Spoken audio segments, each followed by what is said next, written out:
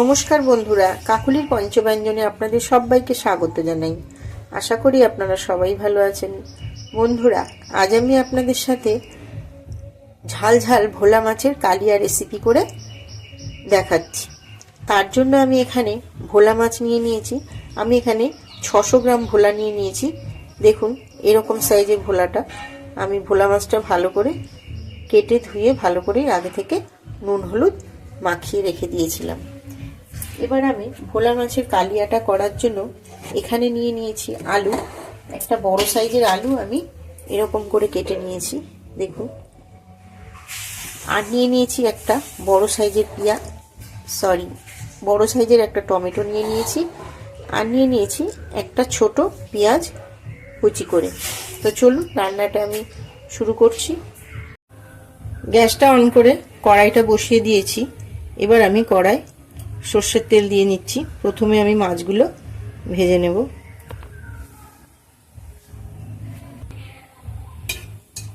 তেলটা গরম হয়ে গেছে,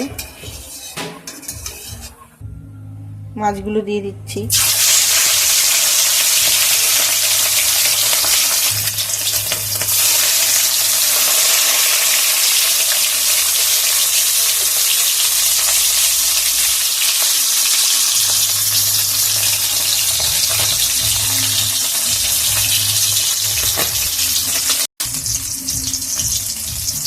ওই দিকটা হয়ে গেছে, এবার আমি মাছগুলো উল্টে দেব।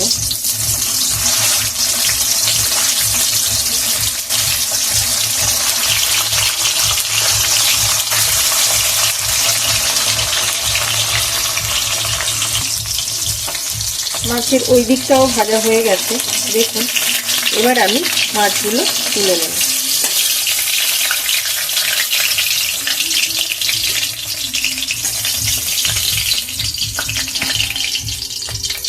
ভেজে নেব।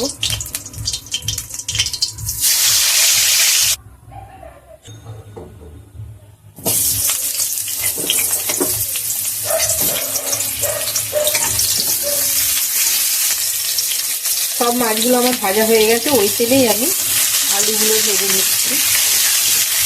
আলুগুলো একটু লাল করে ভেজে নেব।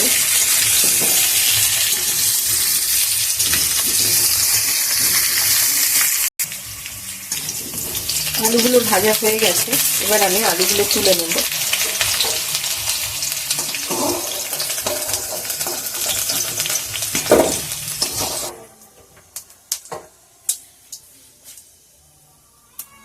এবার দিয়ে দিলাম পেঁয়াজ কুচি।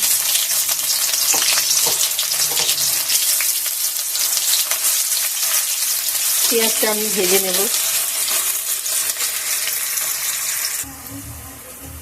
এই সময় আমি গ্যাসের ফ্লেমটা একদম লোতে রেখে দিয়েছি। লোতে রেখেই মশলাটা ভালো করে কষে নিতে হবে। পেঁয়াজটা আমার ভাজা হয়ে গেছে, এবার আমি দিয়ে দেব।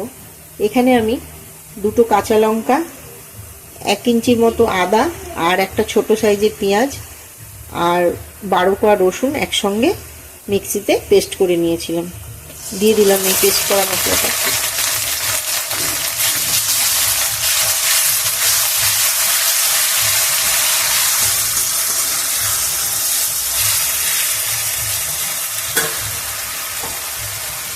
এবার দিয়ে দিলাম টমেটো কুচিটা।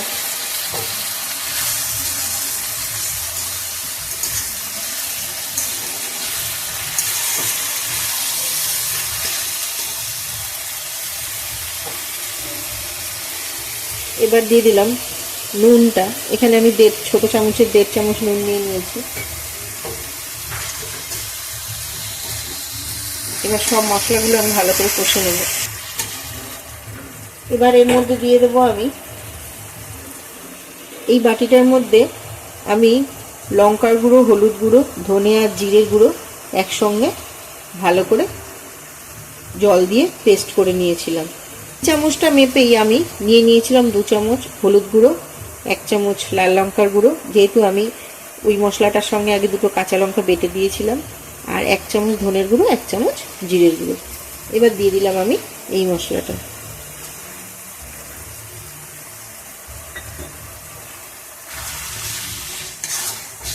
সমস্ত মশলাগুলো আমি এবার একটু ভালো করে কষে নেব।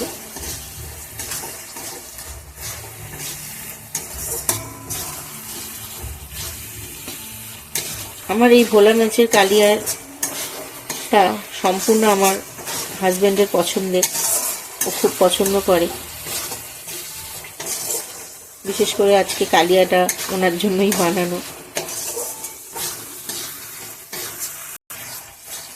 বন্ধুরা, নুন আর ঝাল আমি সবসময় বলি, তরকারিতে নুন আর ঝালটা যে যার পছন্দ অনুসারে, যে যার স্বাদ অনুসারেই দেবেন। আমি একটু ঝাল পছন্দ করি, ওই জন্য আমি এখানে কাঁচা লঙ্কাও দিয়েছি দুটো, আর গুঁড়ো লঙ্কাও দিয়ে দিয়েছি। মশলাটা আমার ভালো করে কষা হয়ে গেছে, দেখুন মশলা থেকে তেল ছেড়েছে। এবার আমি ভাজা আলুগুলো এর মধ্যে তুলে দেব।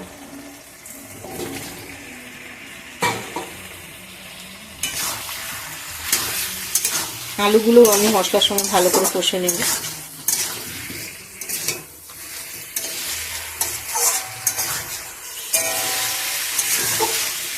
মশলার সাথে আমার আলুটা ভালো করে কষা হয়ে গেছে। এবার আমি জল দিয়ে দেব। আমি এখানে জলটা হালকা গরম করে রেখেছিলাম, এবারে সেই জলটা দিয়ে দিচ্ছি। আমি সবসময় বলি, যে কোনো তরকারিতে বন্ধুরা গরম জল দিলে তার স্বাদটা কিন্তু ভালো হয়। এবার আমি ঢাকা দিয়ে দিলাম কিছুক্ষণের জন্য। মাঝখানে আমি খুলে দেখবো একবার আলুটা সিদ্ধ হয়েছে কিনা। ঢাকনাটা খুলে দেখছি,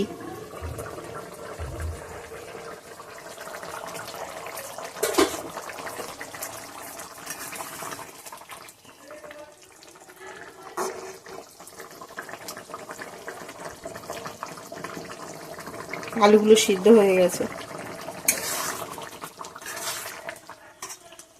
এবার আমি মাছগুলো দিয়ে দেব।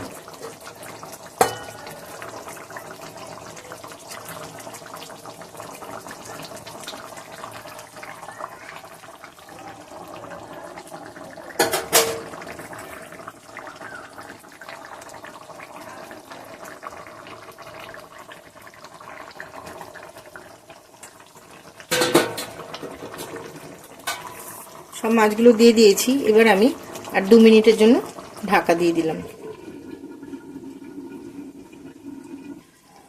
2 মিনিট হয়ে গেছে। এবার আমি ঢাকনাটা খুলে আপনাদেরকে দেখাই। দেখুন বন্ধুরা, কালারটা কত সুন্দর এসছে। এবার আমি ধনেপাতা কুচি ছড়িয়ে দেব। দিয়ে দিলাম ধনেপাতা কুচি। বন্ধুরা, আলু দিয়ে এই ঝাল ঝাল ভোলা মাছের কালিয়া রেসিপির ভিডিওটা যদি আপনাদের ভালো লেগে থাকে তো প্লিজ আমার চ্যানেলটা সাবস্ক্রাইব করবেন, লাইক কমেন্ট শেয়ার করে আমার পাশে থাকার অনুরোধ রইল। এবার আমি ঢাকা দিয়ে গ্যাসটা অফ করে ভোলা মাছের কালিয়াটা নামিয়ে নিচ্ছি। তৈরি হয়ে গেল আমার আলু দিয়ে ঝাল ঝাল ভোলা মাছের কালিয়া। আমার চ্যানেলে নতুন বন্ধু যারা, তাদের উদ্দেশ্যে বলি, যারা এখনও আমার চ্যানেলটা সাবস্ক্রাইব করেননি প্লিজ সাবস্ক্রাইব করে দেবেন, যাতে পরবর্তী সময় আমি নতুন কোনো রেসিপির ভিডিও দিলে সেই আপডেট খুব সহজেই আপনাদের কাছে পৌঁছে যাবে। অনেক অনেক ধন্যবাদ।